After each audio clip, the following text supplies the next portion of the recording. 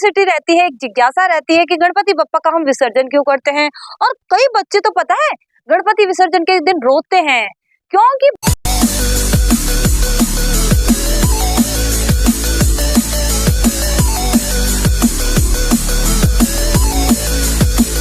Hello guys, welcome to my class learning legacy.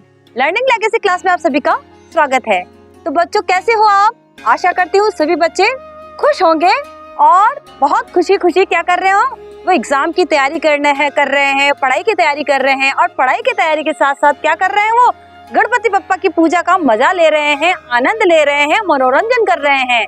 और वो आनंद के साथ साथ क्या कर रहे हैं, ज्ञान की बातों को सीख रहे हैं। गणपति बप्पा के बारे में जो भी उनके लिए ज्ञानोपयोगी जो बातें हैं, जानने योग्य जो बातें हैं, वो आराम से सीख रहे हैं। तो बच्चों आप लोग मजे ले रहे हो ना हमारी क्लास का। तो बच्चों आज मैं आपको बताने वाली हूँ हम गणपति बप्पा को क्यों लेके आते हैं और गणपति बप्पा का विसर्जन क्यों किया जाता है। इसके पीछे भी एक कथा है, वो कथा मैं आप लोगों को सुनाती हूँ, तो बने रहिए मेरे साथ। तो बच्चों आपको पता है हम गणपति बप्पा को क्यों लेके आते हैं और इसी दिन गणपति बप्पा को क्यों बिठाया जाता है और गणपति भगवान का विसर्जन क्यों किया जाता है। सभी बच्चों के मन में एक क्यूरियोसिटी रहती है, एक जिज्ञासा रहती है कि गणपति बप्पा का हम विसर्जन क्यों करते हैं। और कई बच्चे तो पता है गणपति विसर्जन के दिन रोते हैं क्योंकि बच्चे क्या करते हैं, इमोशनली अटैच हो जाते हैं भगवान गणपति बप्पा से।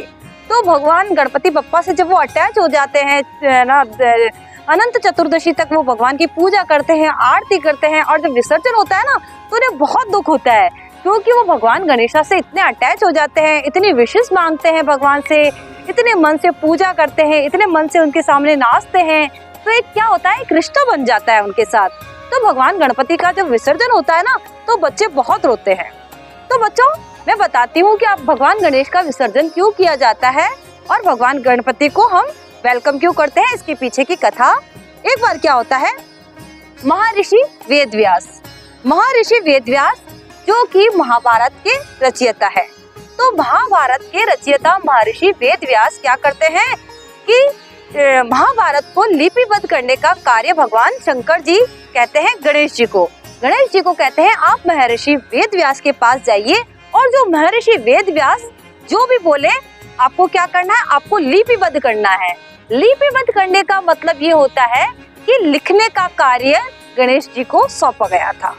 जो भी महाभारत का जो हाल था, जो आंखों देखा विवरण था, वो महर्षि वेदव्यास को क्या करना था, लिखना था। तो ये लिपिबद्ध करने का कार्य किसे सौंपा गया था, भगवान शंकर के द्वारा ये कार्य गणेश जी को, हमारे गणपति बप्पा उनको सौंपा गया था क्योंकि हमारे बुद्धि की दाता है।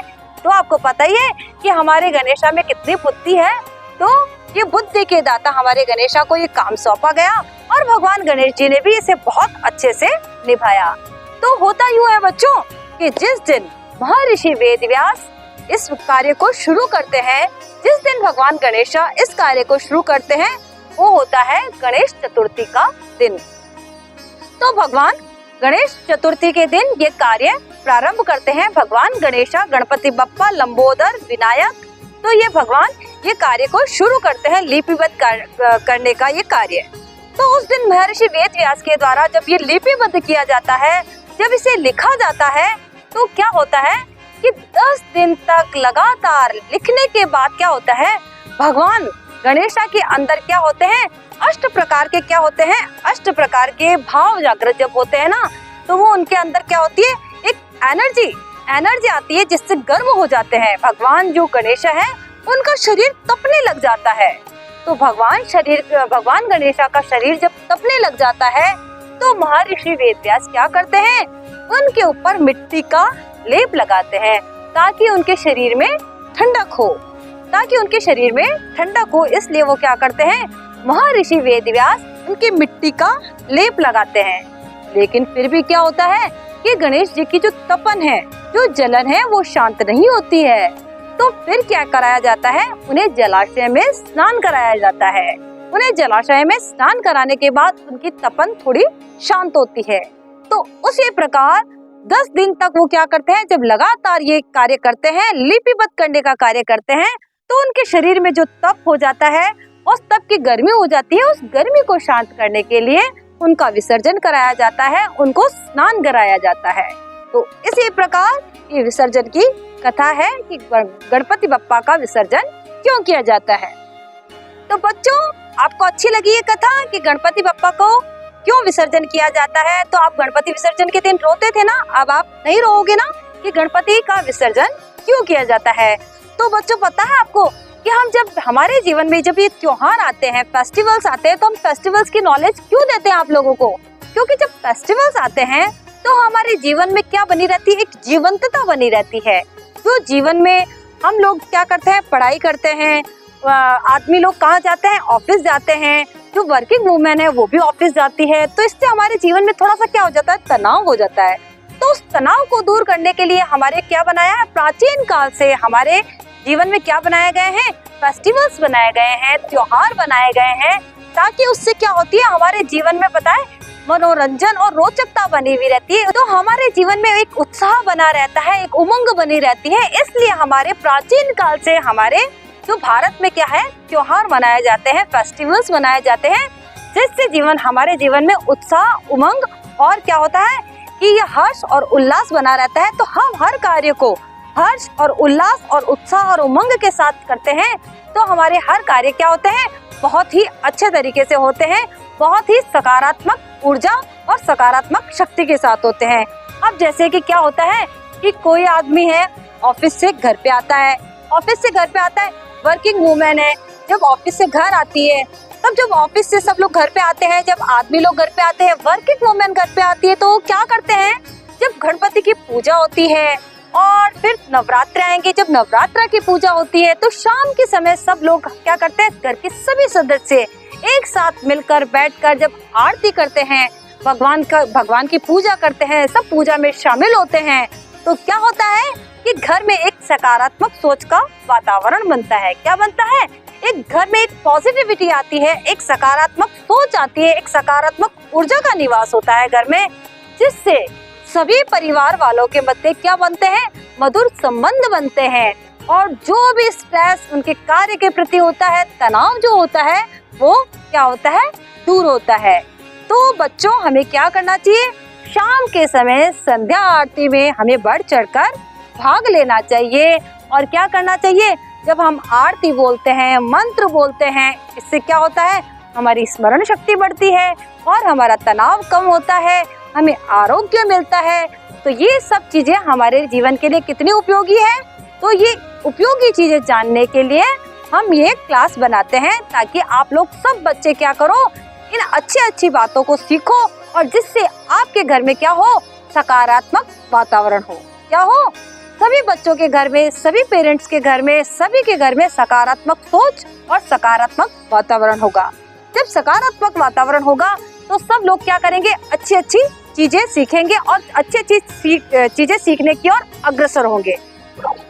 तो बच्चों, कैसी लगी आपको क्लास? आशा है आपको क्लास पसंद आई होगी। तो इसी तरह मेरे साथ आप रोचक जानकारियां लेते रहिए लर्निंग लेगेसी में।